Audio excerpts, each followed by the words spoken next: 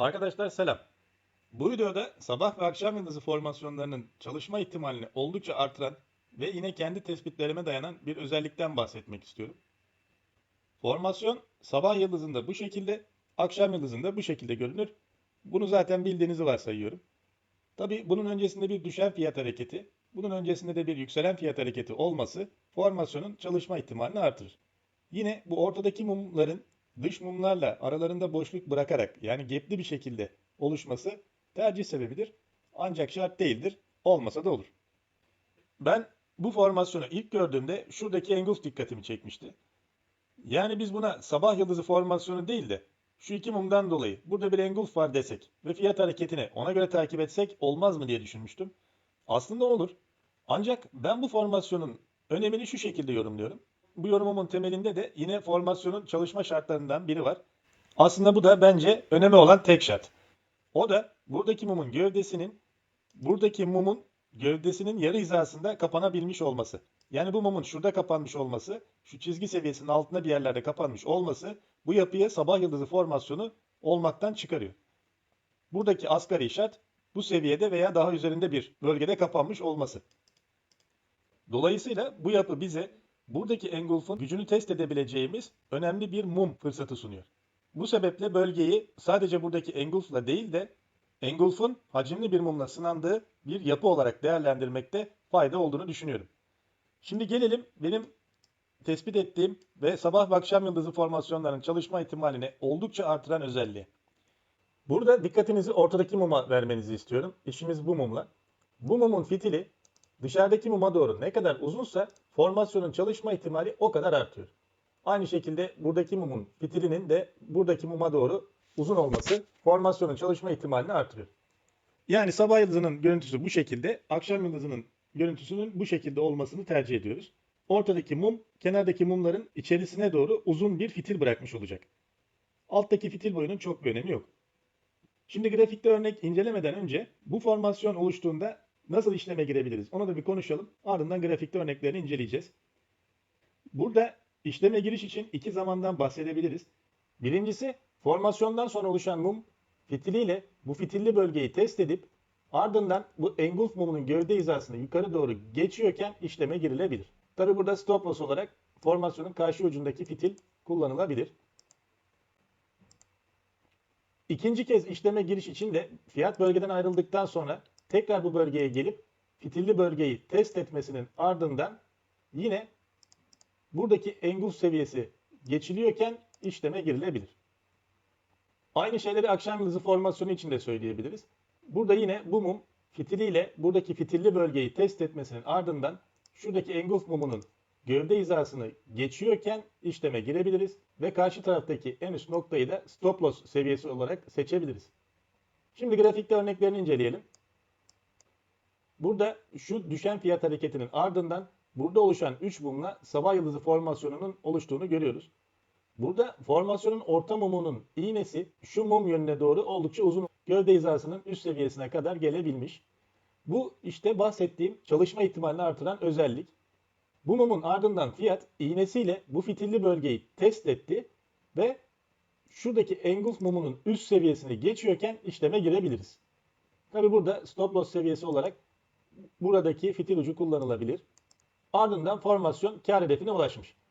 Tabi bu işleme girişten sonra kar al seviyelerini neye göre belirliyorsanız yine aynı stratejiye uygun olarak fiyatı takip edersiniz.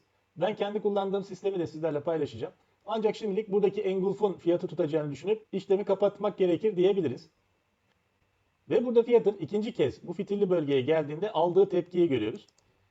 Yine mumun fitiliyle bölgeyi test etmesinin ardından birinci işleme girişte olduğu gibi aynı seviye geçiliyorken işleme girebiliriz. Ya da burada oluşan engulf'un seviyesi geçiliyorken işleme girilebilir. Ve formasyon gördüğünüz gibi oldukça yüksek bir karla sonuçlanmış. Evet, aynı bölgenin içerisindeyiz. Yine bahsettiğim yapıya uygun bir yer gözünüze çarpıyor mu? Evet, bu seviyede yine bahsettiğim özelliklere sahip bir sabah yıldızı formasyonu oluşmuş. Ortadaki mumun fitilinin buradaki mum yönüne doğru ne kadar uzun olduğunu görüyorsunuz. Yani ortadaki mum kenar mumlarının içerisine doğru uzun bir fitil bırakabilmiş. Yine burada bu mumun fitiliyle bu fitilli bölgeyi test etmesinin ardından şu seviyede işleme girip burayı da stop loss olarak belirleyip fiyat takip edilebilir.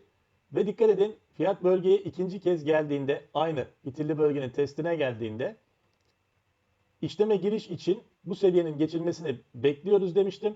Bu seviye geçilirken tekrar işleme girildiğinde bu bölgeden oldukça yüksek miktarda kar elde edildiğini görebiliyoruz. Evet, bu bölgeye dikkat edelim. Bu bölge içerisinde sadece bahsettiğim özellik kullanılarak formasyondan 3 kere kar elde edildiğini görüyorsunuz.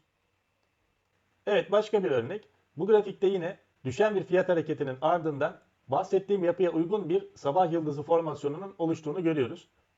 Tekrar ediyorum, bu ortadaki mumun fitili kendinden önce gelen mum yönünde ne kadar uzunsa o kadar iyidir. Buradaki fitilli bölgenin test edilmesinin ardından bu engulf mumunun seviyesi geçiliyorken işleme girilebilir. Karşı nokta stop loss seviyesi olarak seçilebilir. Ve gördüğünüz gibi girilen işlem oldukça yüksek bir kar bırakmış. Şimdi bu bölgeyi sağa doğru uzatıyorum. Fiyat aynı bölgeye geldiğinde yine tepki alarak karla sonuçlanmış. Bu günlük bir grafik. Seviye düşük gibi görünse de karı yüksek. Tabii bu ikinci gelişlerinin, üçüncü gelişlerinin çok fazla garantisi yoktur. Ancak fiyat buraya geldiğinde yeniden işleme girmemize karar verebileceğimiz bir bölge dikkatinizi çekti mi? Evet, bu bölgeyi gördüyseniz tebrik ediyorum. Burada yine bahsettiğim yapıya uygun bir şekilde bir sabah yıldızı formasyonu oluşmuş. Dikkat edin, ortadaki mumun fitili kendinden önceki muma doğru oldukça yüksek bir seviyede kapanabilmiş. Ve formasyonun ardından gelen bu mum fitiliyle bu bölgeyi test ettikten sonra burada engulfu oluşturan bu mumun seviyesi geçiliyorken girilen işlemden karla çıkılmış. Yani burada fiyatın formasyon bölgesine ikinci kez gelişinde işleme girmemiz için kararımızı destekleyen bir yapı olarak yine formasyonun bizzat kendisi oluşmuş. Bu örnekle konuyu bitirelim. Dikkat ederseniz burada yine bir sabah yıldızı formasyonu oluşmuş. Sabah yıldızı formasyonu için hatırlarsanız öncesinde bir düşen fiyat hareketinin olması formasyonun çalışma ihtimalini güçlendirir demiştik. Ancak burada tam tersine bir yükselen fiyat hareketi var. Buna rağmen formasyonun dediğim özellikle oluşması formasyonun gücünü artırmış.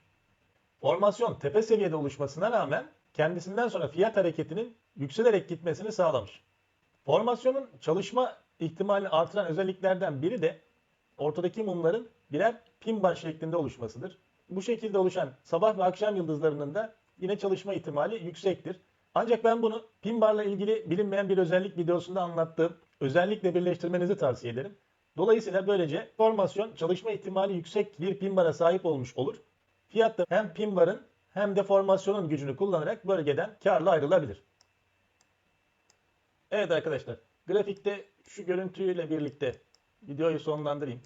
Formasyonun görüntüsü bu şekilde olacak. Yani ortadaki mum kenar mumuna doğru uzun bir fitil bırakabilmiş olacak. Bu arada hiç kimsenin, benim de söylediğim şeyleri gözü kapalı kullanmayın.